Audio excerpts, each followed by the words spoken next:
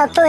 ये महीना जनवरी का था और रात के तकरीबन 10 बजे थे। रात के सन्नाटे में झिंगुरों की आवाजें माहौल को थोड़ा डरावना बना रही थी। ऐसे में दो लोगों के कदम गांव की तरफ बढ़े जा रहे थे। अरे वाह यार, आज तो मजा ही आ गया। सही कहा तूने, बहुत मस्त नाच किया था उस पतली कमर वाली लड़की ने। नहीं यार, काश वो हमारे गांव में भी होती तो पूरा जंगल पार करके उसका प्रोग्राम देखने दूसरे गांव नहीं जाना पड़ता। अरे यार, कदम तेज तेज बढ़ा। मुझे तो ये सोचकर डर लग रहा है कि घर पर क्या बहाना बनाएंगे। अरे हम कुछ ही मिनटों में गांव पहुंच जाएंगे। वो देख, वो कच्चा रास्ता आ गया। उसकी बात सुनकर महेश ने उस कच्चे रास्ते की तरफ देखा जिस तरफ कोई नहीं जाता था।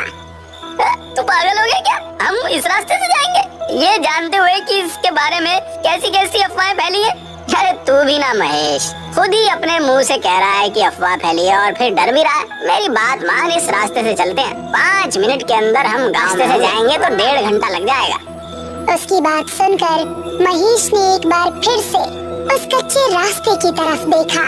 वहाँ पर इस समय मौत का सन्नाटा छाया हुआ था। अरे चल यार, डरता क्यों है, मैं साथ हूँ ना। और उसको लेकर उस कच्चे रास्ते की तरफ बढ़ गया। दोनों अभी कुछ कदम ही चले थे कि उनको किसी के जोर जोर से सांस लेने की भयानक आवाज सुनाई दी।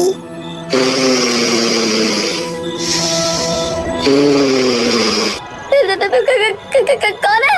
अरे यार, डरता क्यों है, कोई कुत्ता ही होगा। रमेश अभी आगे चला ही जा रहा था कि तभी उस आवाज के साधनों की भी आहट सुनाई देने लगी। मैंने कहा था ना, यहाँ से जाना ठीक नहीं है। अबे तू मुझे भी डरा रहा है। देख, अंधेरा भी बहुत ज्यादा है, कुछ नजर नहीं आ रहा। अब बस हम दोनों अपने कदम गांव पहुंचकर ही रोकेंगे। तभी महेश की आंखें फटी रह गई। उसको रमेश के ठीक पीछे 2 लाल चमकती आंखें नजर आ रही थी। तेरे पीछे? अबे कौन है मेरे पीछे? रमेश ने जैसे ही पलटकर पीछे देखा, किसी ने उसका पैर पकड़ा और उसको झाड़ियों में खींच कर ले गया। महेश, बचाओ मुझे, महेश। वो बिजली की आंखों से ओझल हो गया। रमेश के डर का कोई ठिकाना नहीं रहा। वो दिल में बस खौफ लिए तेजी से गांव की तरफ दौड़ने लगा और जब तक वो गांव नहीं पहुंच गया, उसने अपने कदम नहीं रोके।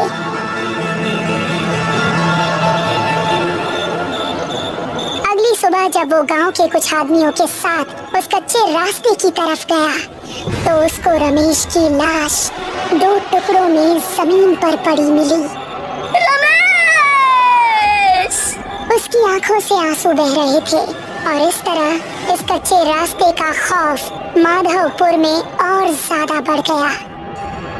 इस घटना के 3 महीने बाद मोहिनी, जो कि 21 साल की एक खूबसूरत लड़की थी, अपनी विधवा माँ मेघना के साथ इस गांव में रहने के लिए आई। बेटा, हमने वो गांव छोड़कर ठीक नहीं किया। अब पता नहीं यहाँ के लोग कैसे होंगे। मम्मी, थोड़ा तो एडजस्ट करना ही पड़ेगा ना। उस घर का किराया बहुत ज्यादा था। कुछ दिन यहाँ गुजार लेंगे तो सब नॉर्मल हो जाएगा। वो तीनों अब माधवपुर के एक घर में रहने लगे। कुछ ही दिनों में उन्हें वो गांव अपना सा लगने लगा।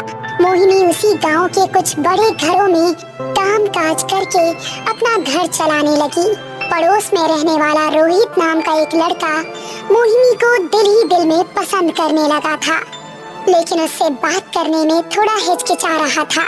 एक शाम जब मोहिनी अपना काम खत्म करके घर पहुंची, तो उसको घर में मेघना कहीं नजर नहीं आई और माँ काफी परेशान दिख रही थी।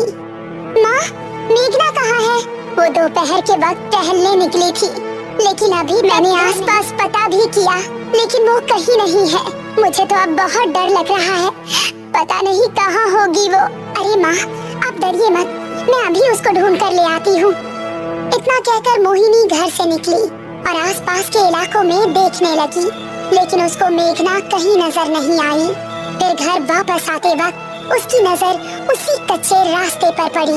हर जगह देख लिया, लेकिन कहीं नहीं मिल रही। अब तो बस यही एक जगह बची है। हो सकता है कि वो यहीं पर हो। उसको जंगल जाना बहुत पसंद भी है। ऐसा कहकर वो उस रास्ते की ओर बढ़ गई। दोनों तरफ घना जंगल और उसके बीच से निकलता हुआ वो कच्चा रास्ता।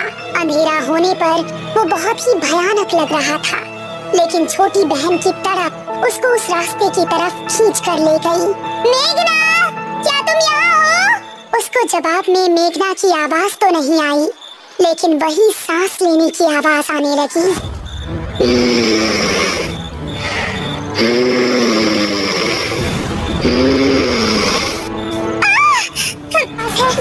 मेघना प्लीज, अगर तुम यहाँ हो तो कोई जवाब दो। अब वो डरती डरती तेज तेज कदम बढ़ाने लगी। तभी उसको महसूस हुआ कि किसी ने पीछे से उसका दुपट्टा पकड़ा है। एक पल को तो उसकी सांसें रुक गई और उसने तेजी से पलटकर पीछे देखा। उसका दुपट्टा घनी झाड़ियों में फंसा हुआ था। हे भगवान, मैं तो डर ही गई थी। उसने झुककर अपना दुपट्टा निकालने की कोशिश की। झाड़ियों में काफी अंधेरा था और कुछ भी साफ नजर नहीं आ रहा था। तभी वो सांस की आवाज और भी तेज होने लगी और झाड़ियों से एक हाथ निकला जिसने उसका पैर पकड़ लिया। कौन है? छोड़ो! वो अब बेहद डर गई थी और अपना पैर छुड़ाकर तेजी से वहाँ से भाग रहा था कि जैसे कोई उसका पीछा कर रहा हो। लेकिन उसकी हिम्मत नहीं हुई कि वो पीछे मुड़कर देखे। वो घबराती हुई ऐसी भागी कि सीधा वो जाकर अपने घर के अंदर ही रुकी। अरे मोहिनी बेटा, क्या हुआ? इतनी डरी हुई क्यों हो? मोहिनी कुछ बताती इससे पहले ही उसकी नजर मेघना पर पड़ी, जो कि उसी को देख रही थी। मेघना, कहाँ थी तुम? पता है हम कितने परेशान थे। दीदी माफ कीजिएगा, हमारी एक नई दोस्त बनी है, हम उसी के घर पर थे। मोहिनी को मेघना को घर में देखकर थोड़ा सुकून मिला, लेकिन उसके साथ जो हुआ था वो उसके दिमाग में अभी भी घूम रहा था। रात को मोहिनी अपने कमरे में सो रही थी तो उसको वही सांस की आवाज सुनाई देने लगी।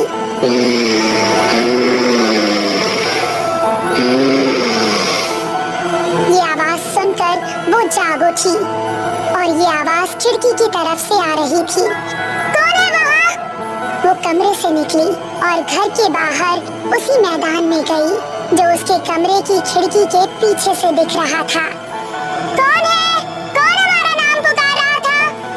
मोहिनी ने गौर किया कि ये आवाज एक पेड़ के पीछे से आ रही है जिसके नीचे बहुत अंधेरा था। वो फिर भी हिम्मत करके उसकी तरफ कदम बढ़ाने लगी। जैसे ही वो उस पेड़ के पास पहुंची, किसी ने पेड़ के पीछे से निकलकर उसको कसकर गले लगा लिया। कौन है? छोड़ो हमें! अंधेरे में कुछ नजर नहीं आ रहा था, बस उन सांसों की आवाजें आ रही थी और महसूस हो रहा था कि उसका शरीर बेहद ठंडा है। बचाओ! बचाओ! उसकी चीखें सुनकर मेघना और उसकी माँ नींद से जाग गई। साथ ही पड़ोस में रहने वाला रोहित भी जाग चुका था। वो तीनों भागकर मोहिनी के पास पहुँचे तो देखा कि मोहिनी बेहोश पड़ी थी। मोहिनी, मोहिनी! रोहित ने उसको गोद में उठाया और उसको उसके कमरे में लेकर आया। क्या हो गया है मेरी बच्ची को? ये आखिर वहाँ पहुँची कैसे? माँ और मेघना दोनों बेहद डरी हुई थी। तभी मोहिनी को होश आ गया और उसने आंखें खोलते ही रोहित को सामने देखा। आप कौन हैं? मोहिनी, ये हमारे पड़ोसी हैं। यही तुम घर के पीछे क्या कर रही थी? मोहिनी ने अपने परिवार वालों को कुछ बताना ठीक नहीं समझा और उसने बात को टालते हुए कहा, कुछ नहीं माँ, वहाँ कोई कुत्ता बहुत देर से भौंक रहा था। उसकी आवाज हमें सोने नहीं दे रही थी, इसीलिए हम उसे वहाँ भगाने गए थे। आपको वहाँ अकेले नहीं जाना चाहिए था, हम सभी बहुत ज्यादा डर गए थे। शुक्र है आप ठीक हैं। मोहिनी को रोहित की आंखों में अपने लिए फिक्र देखकर बहुत अच्छा लगा और इसीलिए उसने हल्का सा मुस्कुरा दिया। चलिए मैं चलता हूँ, आपको कोई भी जरूरत हो तो बेझिझक मुझसे मदद ले सकती हैं। आखिर पड़ोसी तो पड़ोसी के काम आता है। ऐसा कहकर रोहित वहाँ से वापस अपने घर चला गया। वो अपने बेड पर लेटा ही था कि उसको वही सांस लेने की भयंकर आवाज सुनाई देने लगी। आवाज कैसी है? रोहित, रोहित, कौन है?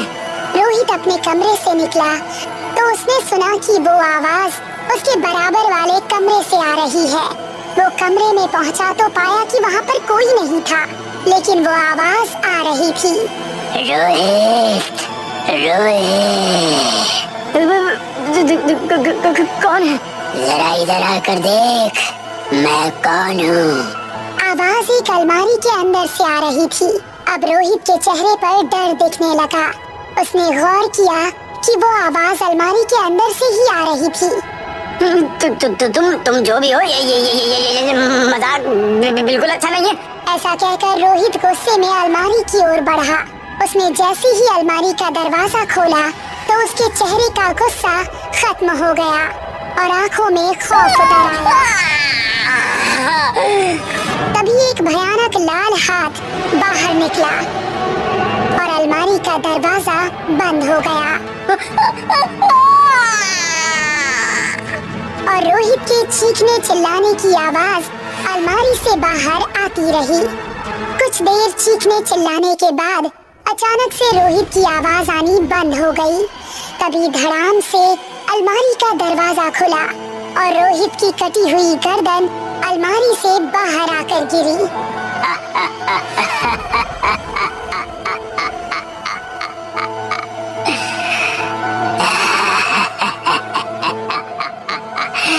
मोहिनी सिर्फ मेरी है, सिर्फ मेरी। आखिर क्या है उस कच्चे रास्ते का राज?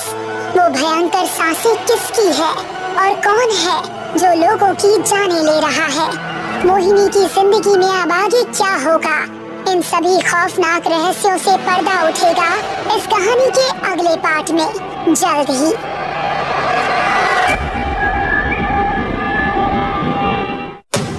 सुबह का समय था। छोटे लाल तालाब की ओर से दौड़ा चला आ रहा था। छोटे लाल ने हरिया के घर के नजदीक पहुंचकर चिल्लाते हुए कहा, अरे ओ हरिया, कहाँ मर गया? तालाब में एक लाश तैर रही है। ये सुनते ही हरिया अपने घर से तुरंत निकलकर बाहर आ गया। क्या कह रहे हो भैया? तनिक ध्यान से देखते, कोई लाश वाश नहीं होगी। हरिया की पत्नी घर के द्वार से सब सुन रही थी। अरे हरिया, वो लाश ही है। मेरी तो देखते ही जान निकल गई थी। विश्वास ना हो रहा हो तो खुद चलकर देख लो। चलो भैया। हरिया और छोटे लाल तालाब के पास पहुंच गए।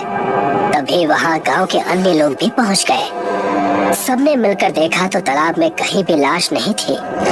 वहां पर गांव का मुखिया भी आया। मुखिया ने छोटे लाल को बुलाकर उसके कान में कहा, तुझे जरूर कोई वहम हुआ होगा छोटे लाल, वहाँ कोई लाश नहीं है। लगता है तेरे दिमाग में वो घटना अभी भी बसी हुई है। उस घटना को भूल जा। छोटे लाल ने मुखिया की बात पर हाँ में सर हिला दिया। मुखिया ने इतना कहा ही था कि अचानक आसमान में काली घटा छा गई और देखते ही देखते बहुत तेज बारिश होने लगी। अरे छोटे लाल सही कह रहा था, वो देखो तालाब के किनारे पेड़ के पास एक औरत की लाश पड़ी हुई है। जैसे ही उस व्यक्ति की बात मुखिया ने सुनी, मुखिया ने चिल्लाकर कहा, कहाँ है लाश?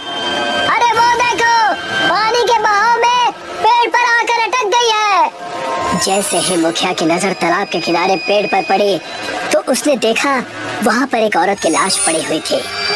मगर अचानक उस लाश का चेहरा बदल गया।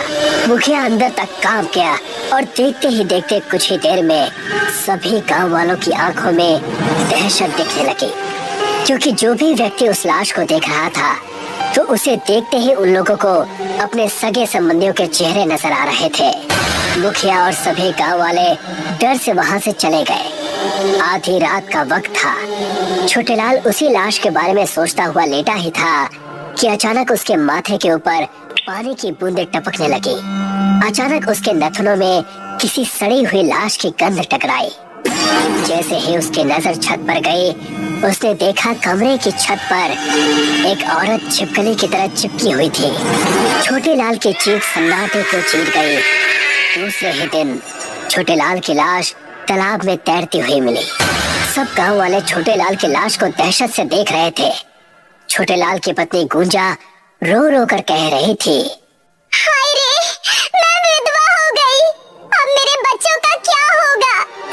कल ही तो अपने बच्चों को लेकर इनसे पूछकर मैं मायके गई थी।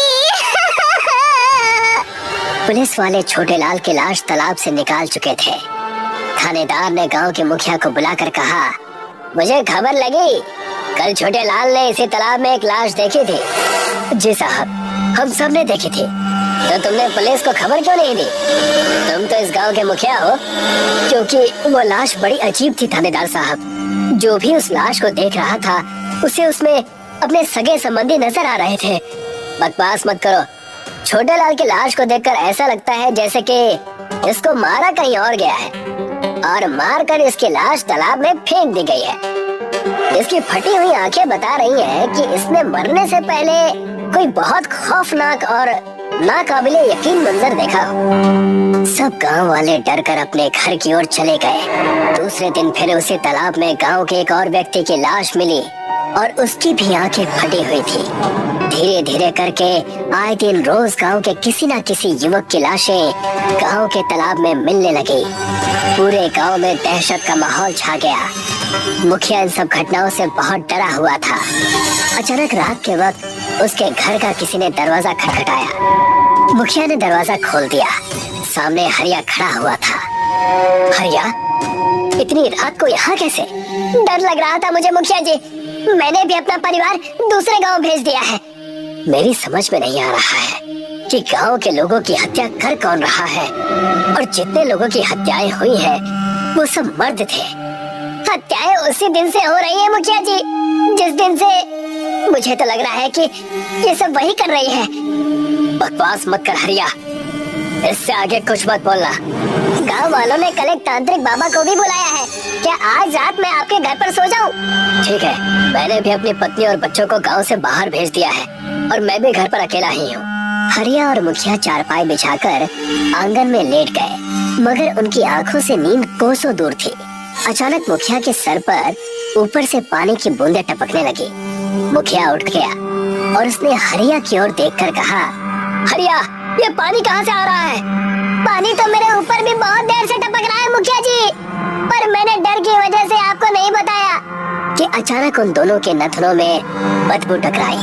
दोनों की निगाह सामने आंगन की दीवार की ओर पड़ी। उनके सामने एक बेहद खौफनाक चेहरे वाली औरत खड़ी थी। उस औरत का चेहरा सड़ चुका था और उसके शरीर पर से पानी की बूंदें टपक रही थी। ऐसा लग रहा था जैसे कि वो अभी अभी तालाब से उठकर आई हो। उसकी आंखें आग की तरह लाल थी। मुखिया और हरिया को देखकर यकीन नहीं हुआ। तुम ये कैसे हो सकता है? तभी वो औरत वहशी तरीके से हंसने लगी और उसके गर्दन उसके शरीर से उखाड़ दी। ये देखकर हरिया की चीख निकल गई। अचानक उस औरत ने हरिया के साथ भी वही किया जो उसने मुखिया के साथ किया था। दूसरे दिन मुखिया और हरिया की लाश गांव के तालाब में मिली। मुखिया और हरिया का धड़ तालाब में मिला था और उनका सर तालाब के पेड़ पर लटक रहा था। हरिया और मुखिया की लाश को देखकर सभी गांव वाले कांप गए। तभी गांव में वो तांत्रिक आ गया। गांव का एक व्यक्ति तांत्रिक से बोला, साधु महाराज, आए दिन हमारे गांव के लोगों की लाशें तालाब में मिल रही हैं और आज तो हमारे गांव का मुखिया भी मारा गया। तुम चिंता मत करो, मैं देखता हूँ। तांत्रिक अपनी आंखें बंद करके मंत्र पढ़ने लगा। देखते ही देखते आसमान में काली घटा छा गई। अचानक साधु ने अपने झोले से लाल रंग का सिंदूर निकालकर तालाब में फेंक दिया। जैसे ही सिंदूर तालाब में गिरा, अचानक तालाब के अंदर से एक भयानक चेहरे वाली औरत निकलकर सामने आ गई। सभी गांव वालों के डर से रोंगटे खड़े हो गए। कौन है तू? क्या नाम है तेरा? पंचारन। क्यों मार रही है तू इन गांव वालों को? चला जा यहाँ से। मैं तुझे क्यों बताऊं? सीधी तरह से बता, इन लोगों ने तेरा क्या बिगाड़ा था? मैं एक बंजारन थी और इसी गांव में रहती थी। इस गांव के मुखिया ने मुझे ऊंचे ऊंचे सपने दिखाकर मेरे साथ शारीरिक संबंध बनाए, और जब मैंने उससे शादी की जिद की तो उस मक्कार ने अपने साथी हरिया और छोटे लाल की मदद से मुझे इसी तालाब में फेंक दिया। तेरा बदला पूरा हो गया, अब चले जा यहाँ से। नहीं जाऊंगी जब तक मैं सारे गांव के मर्दों को मारकर इस तालाब में नहीं फेंक दूंगी। मुझे मर्द जात से नफरत है। तांत्रिक की आंखों में क्रोध झलकने लगा। उसने अपनी झोली से एक मटकी निकाली और मंत्र पढ़कर जैसे ही उस मटकी की ओर फूंके, अचानक बंजारन की आत्मा बुरी तरह चीखने लगी और धुआं बन के मटकी के अंदर चली गई। तब जाकर सब गांव वालों ने राहत की सांस ली।